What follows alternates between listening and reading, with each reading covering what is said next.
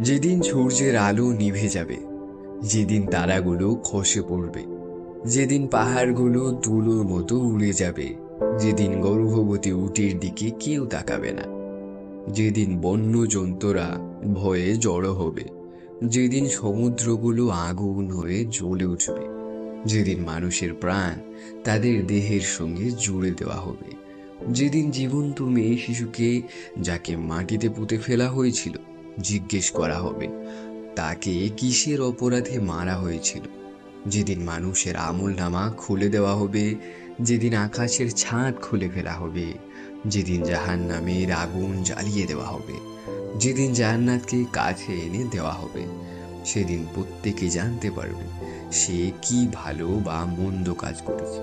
আমি শপথ করি সেই তারার যা পেছনে সরে যায়, আর সেই তারার যা দিনে লুকিয়ে থাকে, রাতের শপথ যখন অন্ধকার হয়, ভোরের শপথ যখন আলো ফোটে। এই কোরআন একজন সম্মানিত ফেরেশতা জিবরাইলের নিয়ে আসা কথা। তিনি খুব শক্তিশালী, আল্লাহর খুব কাছে, তার কথা সবাই মেনে চলে, তিনি বিশ্বস্ত। আর তোমাদের নবী মুহাম্মদ সাল্লাল্লাহু আলাইহি ওয়াসাল্লাম পাগল নন, তিনি ওই ফেরেশতাকে স্পষ্ট দেখেছেন।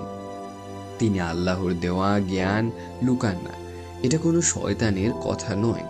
তাহলে তোমরা কোথায় ছুটছ? এটা তো সব মানুষের জন্য সতর্ক বার্তা, যে সঠিক পথে চলতে চায় তার জন্য। আর তোমরা কিছুই চাইতে পারবে না যদি আল্লাহ না চান, তিনি সবকিছুর মালিক।